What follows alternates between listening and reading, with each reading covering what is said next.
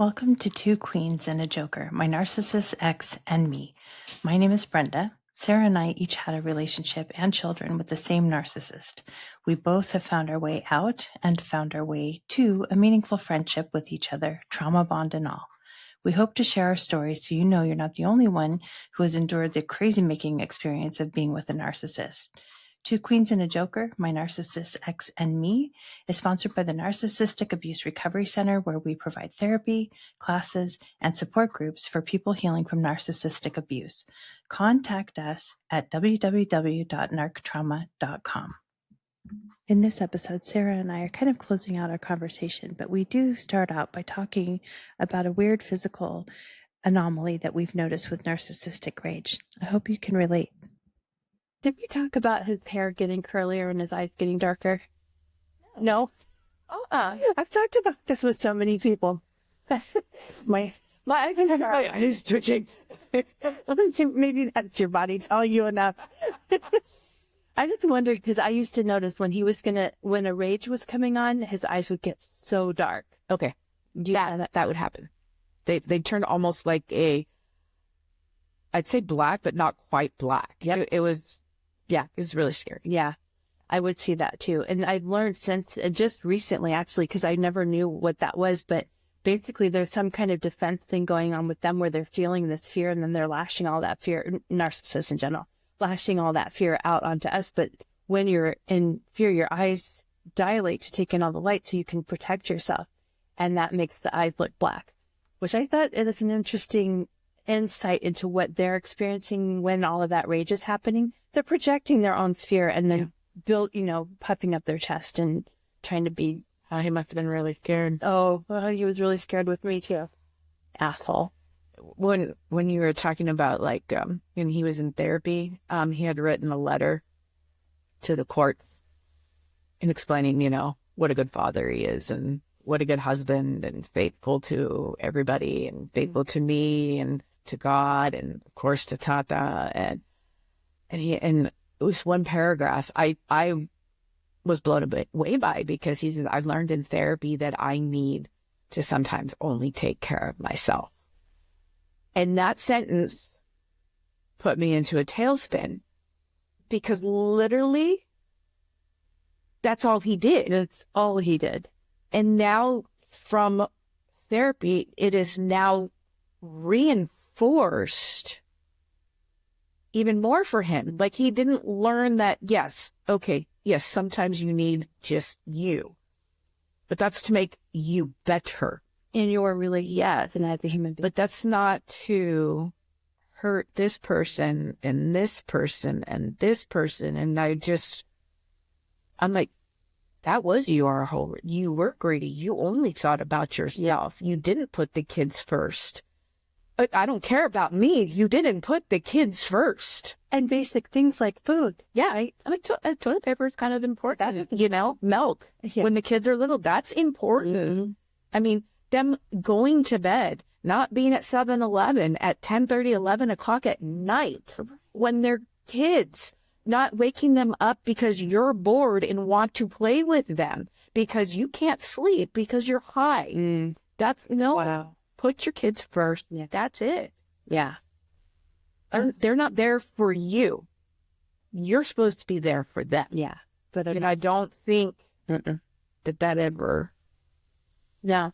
Especially with you, with your family, with him, because I think he had 2 strikes with me and Kathy, and with you, he was not going to let that go for anything. He was going to make, like I said earlier with Thomas, he was going to make sure Thomas turned out the way he thinks Thomas should turn out, but he was going to make sure he stayed in this relationship with these kids no matter what, even though clearly he wasn't capable or didn't have the desire to show up as a father, at least certainly not most of the time, right? So, and that's self-serving too. Like he needed to prove to himself that he could be a normal guy, with a family, that, the strong marriage and happy little family, and he could have this job, and he's so respectful because he's a fireman.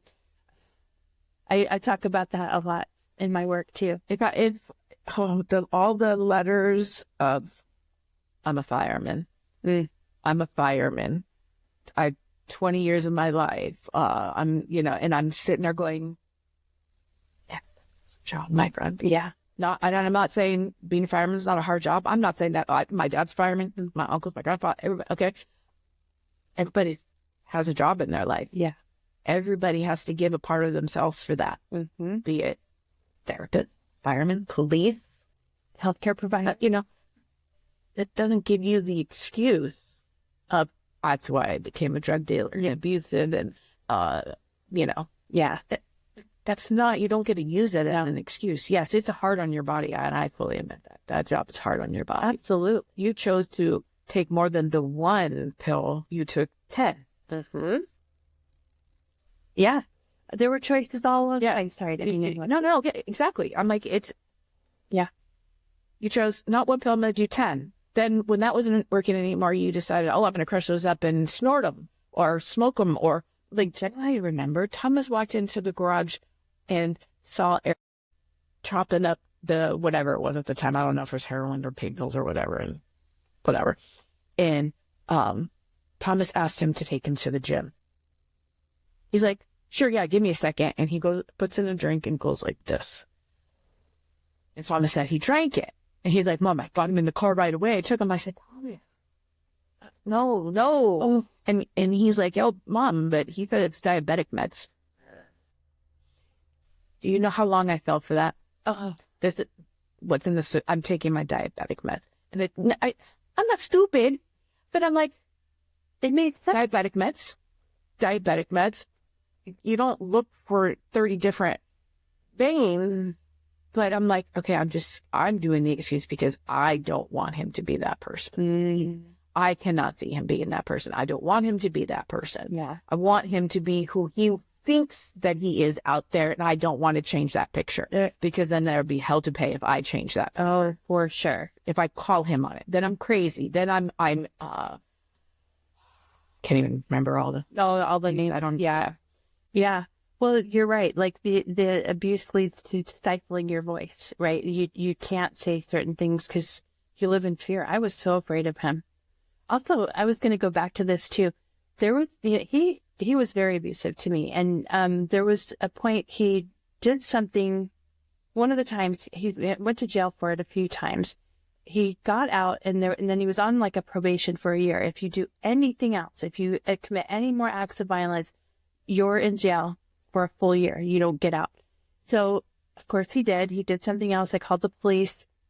They threw him in jail. And I cannot remember why this was the way it was, but maybe we were in Ventura or Camarillo when this happened. I can't remember. Anyway, he was in jail in LA. They put him in jail in LA and he was supposed to, like any arrest he got, meant he was going to be in jail. I could feel safe. I could feel like he wasn't going to come after me. And on their last name, the C in the middle of the last name, they wrote it and it looked like a V. And they let him go. Yeah. Because they had the wrong last technicality. Mm-hmm. Yeah. So he got out, came looking. My dad got his gun out. We were like in the fort in the house, like fortitude. What do you call it? Or fortified. Yeah. I feel that. I feel that totally when it comes to the court system. Yeah. That they're totally against you. Yeah. Yeah. Yeah, I had restraining orders against him, and nothing ever happened. He would say, "Oh, I have a restraining order violation because I was texting my wife and my children to say I love you," and I went, "You called work? You called the house? You called Thomas? Thomas must have had 30 or 40, just constantly over and over and over." And finally, Thomas one time answered the phone and goes, "What?" And he called him his childhood nickname. And dude, I thought Thomas was going to explode. He's like, "Mom, I let into him." And he's like, "I've never done that. And I just let into him. And I told him if I ever see him, I was going to just let loose." And I'm like, "Thomas, you need to report that." And he said, "That's not a I love you, Thomas. No, that's an obsession. Yeah. I'm going to control you." Yes. Yeah. So you need to report. Yeah. And I bet that felt good for him. That okay. Didn't have it. Yeah. Thomas needs that. He has to get it out. Like what he says, I need it. And I think that's another reason why Thomas became who he is, so strong and machismo and macho, and got into the bodybuilding because we were so scared. Oh. I truly feel it. Like telling him that he's fat and he'll amount to nothing while he's fat. I think it had something to do with it. That he said that he was so scared sometimes that it's going to hurt us so bad that we wouldn't recover, that he would have nightmares. Oh, he had, from the doctor, the reason Thomas isn't as tall, because Thomas was supposed to be 6'3". So, in his formative years, our bathroom is right up against Thomas's, bedroom. mm-hmm. So when Eric he'd go in the bathroom and lay in the tub and kick the wall. Oh my. And lock the bathroom door so nobody could get in. So I had to bring Thomas in. So like the doctor said, you have had years of missing your formative growth while you're sleeping. All the time, I have to figure out a way to make up. Yeah, make up for it. And to never, because he says, Mom, I would never let somebody do that to you, for me ever again. That will never happen. I said, you have to watch, Thomas, you have to watch, because unfortunately, you were raised and you saw it. And you saw how I handled it and how he did. And it's different now, but you were raised in that. Mm-hmm. So it can become, if you don't stop it. But if you're saying you recognize it and you're putting truth and memory into what you're doing and control. Oh, I'm getting angry. I'm going to pull back. I'm going to sit down. I'm going to think about what I'm saying and what I'm doing. Mm-hmm. That changes it. Yeah. You're changing history right there. Absolutely. That's it. Yep.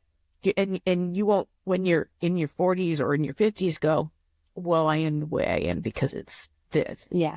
No, you chose to be Thomas. You chose to be who you are and you changed it. And now that's who you are. Yeah. So he's never brought up.